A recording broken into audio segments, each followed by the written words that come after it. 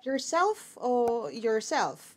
Kailan niya kailangan ng space? Like your ex. That's what we're going to talk about today. This video is brought to you by the Team Leica online review program. More about this later. Hi there and welcome to Team Leica, where we try to help you prepare better for your next exam. And dahil may English sa maraming tests, including the civil service exam and college entrance tests, at merong part doon where you fill in the blank or spot the error pagdating sa sentence correction, it's very important for you to know the difference between yourself and yourself. Yung may space at yung walang space. Now, let's start off with yourself, yung walang space. Now, it's very important to note that in most cases, as in, siguro I would say 90% of the time, lalo na in the real world, yourself is spelled like that. Walang space. One word. It's a reflexive or emphatic pronoun. Pero pagdating sa exam, minsan, they like tricking us into choosing na no error, kaya doon na pumapasok yung yourself na may space. Now, dito tayo sa reflexive or emphatic pronoun. Ano ba ibig sabihin ng una? Reflexive pronoun. Kapag reflexive pronoun ang gamit sa yourself, the subject, you, and the object are the same person. Ibig sabihin nun, ikaw yung kinakausap, ikaw yung nila-describe, at ikaw din yung tumatanggap o gumagawa ng bagay na yon. For example, if you have a sentence like this, did you hurt blank? Nasaktan mo ba ang iyong sarili? Ibig sabihin, ikaw yung you, ikaw din yung nasaktan, we will use yourself. Did you hurt yourself? Madaling i-spot ito kasi meron madalas na pronoun na you na nauuna doon sa sentence. As you can see, you is right there after did. Now, ano naman yung emphatic pronoun? Emphatic, emphasis, emphasize, ibig sabihin, meron kang dinidiin, meron kang gustong i-point out. Meron kang gustong i-emphasize doon sa sentence na yon, and that is that same person. Parang myself, doon sa ako mismo.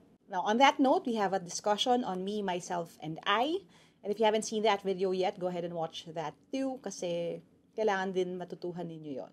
When you use yourself as an emphatic pronoun, ang ibig sabihin is the speaker wants to emphasize the same person na you.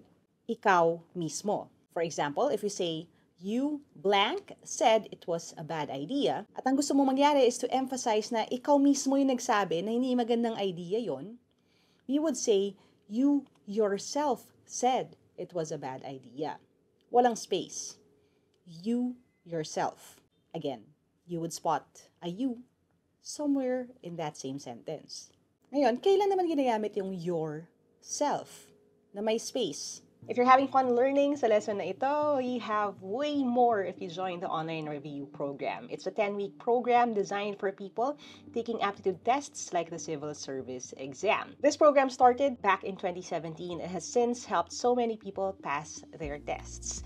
People from all walks of life, across multiple generations, iba't ibang edad, iba't ibang pinanggalingan, and we cover not just yung fundamentals when it comes to the topics ng math, language, analytical reasoning, logic, at marami pang iba, kung hindi pati yung mga super secret, exclusive tips, tricks, and techniques that I teach exclusively doon sa mga estudyante ng program na ito. The 10-week program includes a diagnostic exam in the beginning, a mock exam towards the end, and every week you have a pre-test, a post-test, as well as multiple online learning experiences where you study the concept and then apply it right away sa isang quiz para siguradong hindi mo makalimutan yung mga natutuhan mo. So if you're taking an exam really soon and you want more resources, message us on our Facebook page, m.me/teamleica, to figure out if you can join our next batch of students. Sa lahat ng mga nag-enroll din, maraming salamat sa inyo. Alam niyo na yan, you help me help more people by joining this program, by buying the review books, and by supporting our channel. Maraming salamat sa inyo. Now back to the video. Again, this is quite rare kasi ginagamit siya usually if you're referring to one's person, one's identity, or sense of being. Medyo may konting touch ng psyche or ng psychology ng isang tao. Kung pinag-uusapan mo ay yung pagkatao niya, yung inside or inner being niya, we use yourself. For example, if you have a sentence like this, There is power in knowing more about blank. Meron daw kapangyarihan kung kikilalanin mo pa ng husto ang iyong sarili. At hindi lang basta ang iyong sarili, pero yung kalooban mo, yung pagkatao mo, your inner self. In that case, we will use yourself na may space. Now, this part right here is really important. How do I determine kung kailan ko gagamitin yung yourself at yourself, myself? Well, this is how I do it. If I can substitute your inner self doon sa sentence, then I use yourself na may space. Pero if hindi naman siya kailangan, if hindi naman pinopoint out yung kalooban ng isang tao, or yung kanyang isip, yung kanyang diwa, yung kanyang kaluluwa, then we stick with yourself na walang space. Again, it works most of the time. Pero syempre, para malaman natin kung naintindihan nyo talaga yung topic natin today, the best way to do it is through a quick quiz. So if you're ready with your pen and paper, all you have to do is to choose yourself or yourself, may space o wala, and your timer starts now.